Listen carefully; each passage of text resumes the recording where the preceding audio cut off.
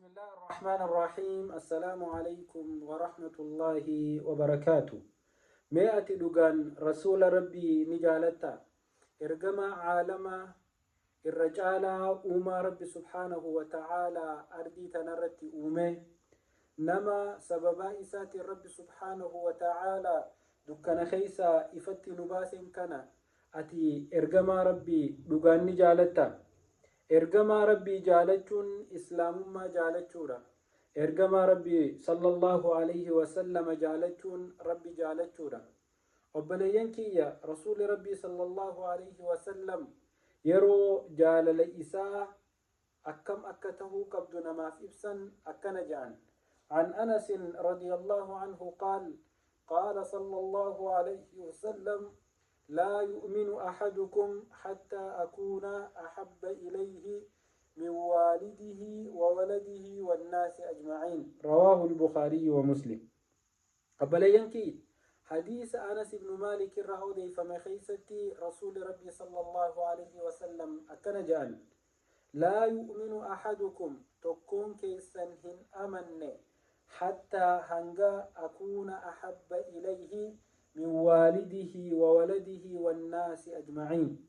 هنغان أني لبو إساتر هذا أبا إساتر إلمان إساتر إسبرت جالتماته تكون كيسا لغانهن أمن نيجا مي أبلي سخية أبليتيتية أتي لغماني رسول ربي صلى الله عليه وسلم لبو تيتر جالتا hanga rasuula rabbii sallallahu alayhi wasallam lubbuu teetirra hin jaalatinitti dhugaan hin amanneeti. akkasuma rasuula rabbii sallallahu alayhi wasallam haadhaa fi abbaa keetirra ni jaalatta. yoo dhugaan rasuula rabbii haadhaa fi abbaa keetirra caalchifattee isaan jaalachuu baatte ati dhugaan hin aman.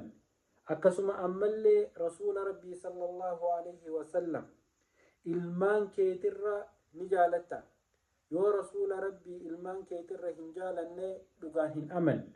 rasuula rabbii jaalachuun guyyaa jimmataa hijaaba uffatanii footoo ka'anii mee salawaata buusaa jedhanii sooshaal miidiyaa irra gadhiisuu miti. rasuula rabbii jaalachuun amatatti walga'anii dibbee dhawanii caffaruu miti.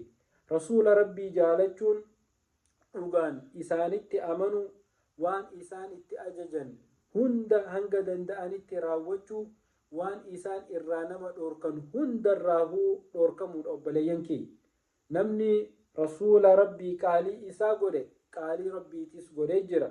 rasuula jala deemuuni islaamummaan guutuu namaa taati. yoo rasuula rabbii dhugaan hin jaalanne yoo rasuula rabbii sallallahu alayhi wasallam dhugaan itti hin amanne yoo waan inni itti nama ajaje hin goone yoo waan inni irraa nama dhorke irraa dhorkamanii irraan fagaanne amantii hin qabdu jechuudha. tanaaf obboleeyyan kiyya rasuula jaalachuun jiruu fi jireenya kee guutuu jireenya isaa fakkeessu. jireenyi rasuulaa akkam ture? jireenyi isaa qur'aana rabbii ture. akhlaaqni isaa qur'aana rabbii ture. nama gaarii, nama simatu, nama jaalatu, nama diiniif qabsaa'u, nama diin islaamaa waa hundarra jaalatu ture. rasuula rabbii jaalachuun jimmata qofa eeggatanii salawaata buusuu miti. bakka rasuulli rabbii sallallahu alayhi wasallam irraa dhaabbadhaa jee irraa dhaabbachuu, waan inni dalagaa nuun jee dalagu, waan inni godhaa nuun jee xiqqoo guddoo hunda godhuudhaani jaalala rasuula rabbii sallallahu alayhi wasallam arkata. namni jaalala rasuula rabbii arkate isaanii wajjiin tahuu qajeelama guyyaa qiyaamaa. hawdii rasuula rabbii milkaa'uu jira. tanaaf obboleeyyan kiyya rasuula rabbii dhugaan haa jaalannu. yeroo maqaa isaanii dhageenye salawaata irratti haa buusnu. waan isaan irraa nu dhorkan irraa haa dhorkamnu. waa hunda caalaa isaan haa jaalannu. lubbuu teenya caalaa isaan haa jaalannu. maatii teenya caalaa isaan haa jaalannu. ilmoo teenya hunda caalaa isaan haa jaalannu. yaa rasuula rabbii nagayaa fi rahmanni rabbii sirra haa jiraatu.